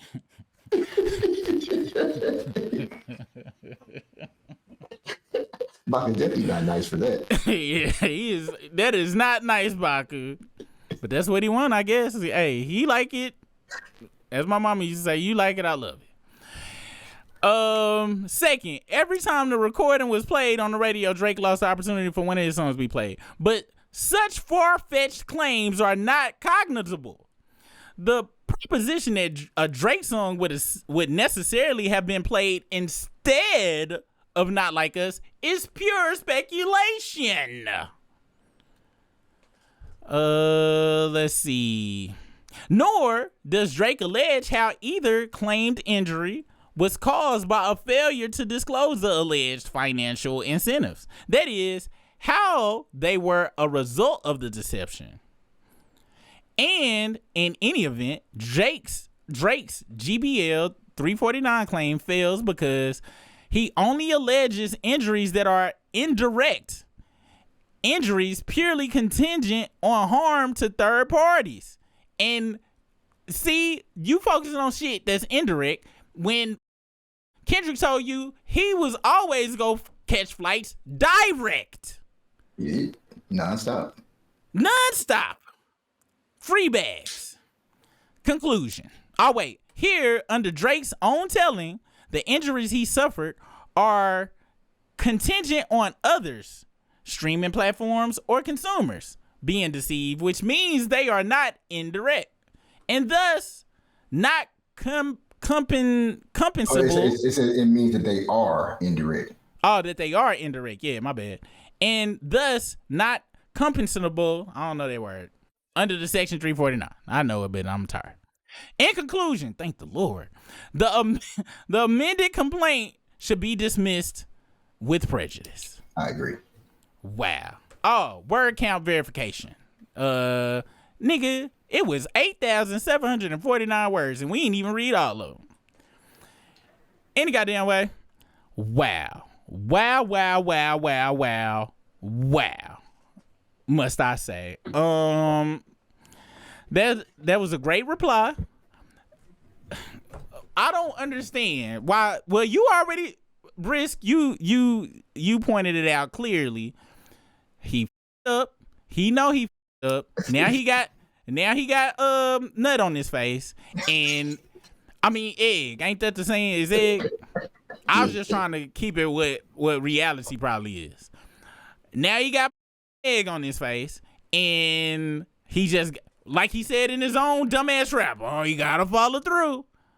You got, nigga, sometimes you just be like, and this is how you know he got a gambling problem. Because this the type where, like, you gotta know when to stop. You know what I'm saying? Like, you gotta know when to stop. When to hold them. Know when to fold them. Know when to walk away. Drake's supposed to be running right now. But he supposed to be running like a... You're supposed to be running, nigga. But you want to know something? Drake not a runner. Obviously. Because he stood there and got pissed on.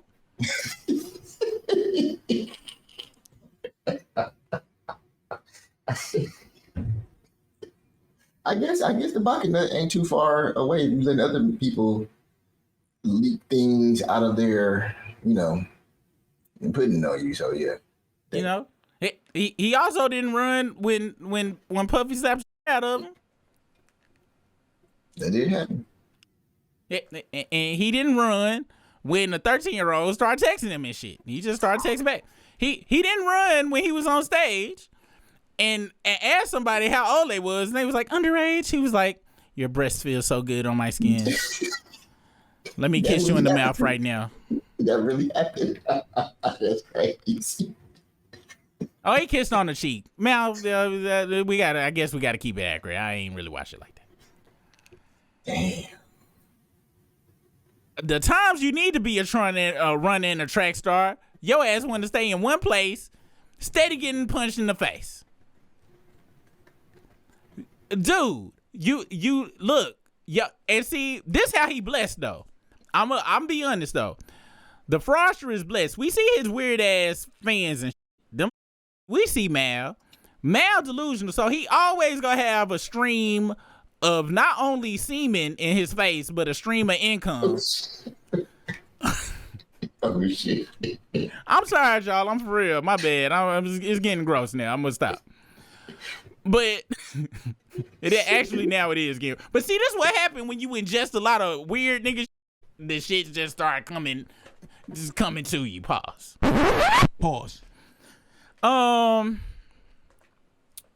But they need to dismiss this shit. I think the judge should dismiss this after reading all that. It's no way. And shout out to Tiptoe. Please read this alert. Please stop what you're doing. Join the Patreon and call in and have a chat with Super Brisk and the other members. Tiptoe be there. I don't know who else gonna be there, but we be there. Y'all be there. Omar Pena hit us up with another super chat. The link to that is in the description at the top of the chat.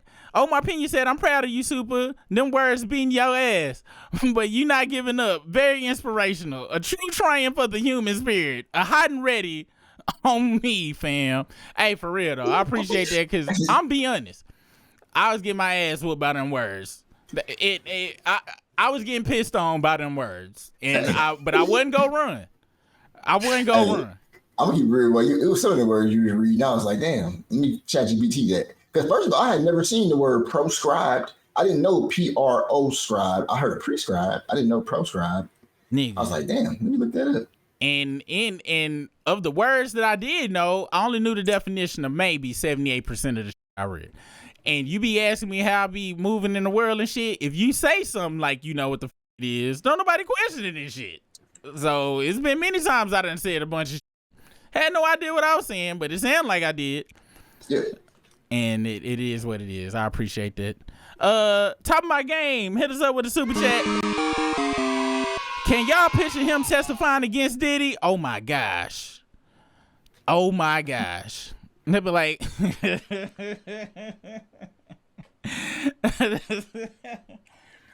so tell us again, Mr. Graham, what occurred? Well, after you slapped me. Wait, hold on. We're talking about at the party. He's tapped you multiple times? Yeah, yes. Well, okay, after the slap. Well, he poured some more baby oil on me. And he jumped on my back and rode me down the stairs. Down the stairs. Could you more details, please? Well, we were on the 42nd floor of a hotel, and he took me to the fire escape exit, and he slid me down all the way. Hey, would it be wild if this case did go to trial and you had to listen to this cross-examination from the lawyers going at Drake? Like, so you saying that it's alleged that you messed with these little girls, but in your verse you specifically said it and called it out. Like, how you going? That'll look so stupid on film, dude, bro. Just imagine. I'm like, so let me see. You wrote in the song, you only with Whitney's, not Millie Bobby Brown's. First off, please forgive what I'm about to do, Your Honor. I don't know the name for this, but you got ChatGPT to write this shit, didn't you?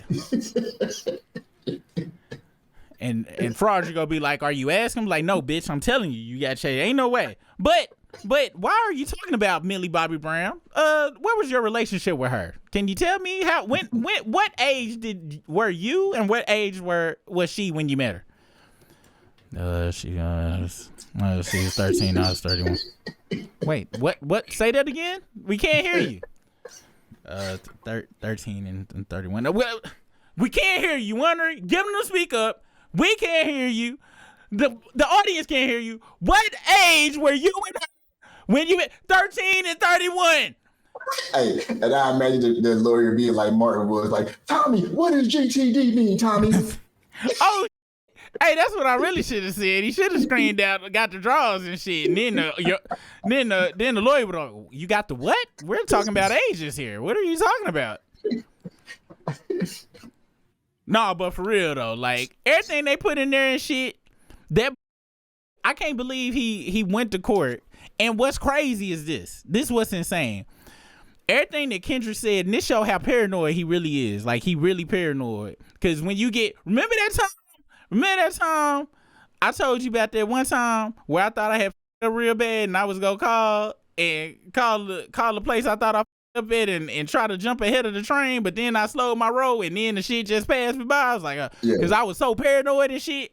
When you paranoid, you start doing dumb shit, like making Tupac verses, telling people to say you a pedophile, or that you like little girls and shit, because you're trying to get ahead of some shit to where if he never had made Taylor Made, just imagine just how far this could have actually been a real rap battle if he hadn't went and made that dumbass Taylor Made song.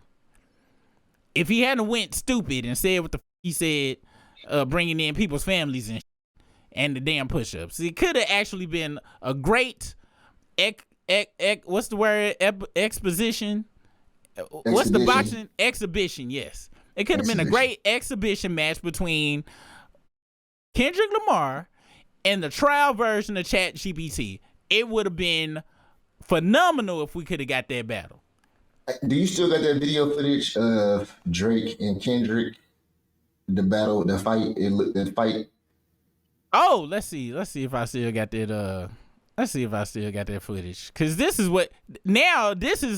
okay. So I know the footage you talking about, but I just found some footage of Drake's lawyers versus UMG's lawyers. Let's check this out real quick. Let's see what it's looking like.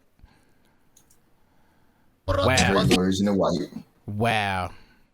Look at UMG's lawyers just dancing around them. Wow. Oh my gosh. Drake's lawyers just wow. Miss. Wow. Dismissals. Dismissals. So you told him you said you was messing with little girls? Oh, okay. Wow. You see all the misses? He's missing because the punches are getting dismissed. Wow. That was so disrespectful. That was that last dismissal right there. Wow. But yeah, bro. Yeah. Now, it was some footage I also want to show you and shit. Let me see if I can find it. It was cause somebody put it together. I need to start saving this shit offline and shit. So check this out. And I want to show opinion on this shit too, because they got footage of Drake and Kendrick sparring and practicing. Now you a fighter. Can you tell me about the different forms and That should look crazy, bro. like, cause people was telling me it was some fighters in here on Monday, and they was just saying that, you know, Drake had some super fruity swag swings going on there. So his leg situated, you know, power in the punches. Like, it's just he don't look like he can fight at all. Wow. I've never seen this. This is pretty funny. Yeah. And then he got the nerve. And see, that's why I don't count him as a Scorpio. Okay. And I gotta be honest. This goes to all you October Scorpios. This nigga got on a bedazzled scorpion on the back of his shit. He trying to fight. He supposed to be practicing, and it's the kind, you know, them dresses that your grandma be wearing that's made out of the little silvers type. Not even the damn bedazzled stick, but the shit clamped together. And you can put your hand up against it, and it'll go up in a different direction. You go down, it go down. Oh yeah, I know exactly what you're talking about. That's what kind of damn Scorpio. Is that sequence? He got a sequence Scorpio. Oh my god, bro. Oh my god. Hey, that dude funny too. Oh, buddy, who posted that? Let's see what he's talking about. Let's go and give him some play. Let's go on the other end. He looked like an amateur boxer. Went to the body, hook, cross, then went under, shuffled out. Drake on the other hand, back to Drake. Chin is up in the air. Just turning his head. He ain't slipped one punch. Coach is touching the shoulders. He said after big three, it's just big me. He said he crashed out like after Drake, pad work. He got his chin up in the air. He slipped not one punch over there. Trash. Kendrick on the other hand. He looked like an amateur boxer. Went to the body, hook, cross, then went under, shuffled out. Drake on the other hand, back to Drake. Chin is up in the air. Now, I needed to stop here. You see how his chin is up in the air, right? Why is it bad to have your chin up in the air? You get knocked the fuck out. You get knocked the fuck out. But when you used to licking Baka's balls, that seems like it would be the most comfortable position. You see what I'm saying? Hey, I'm just going by what I said. I'm seeing. That's all I'm saying. It's 7:15. That means the struggle stream, but we probably late, so it might be 8. You know, I just ate on this freestyle I created, so hit that like, subscribe, cause we about to go live. Yeah.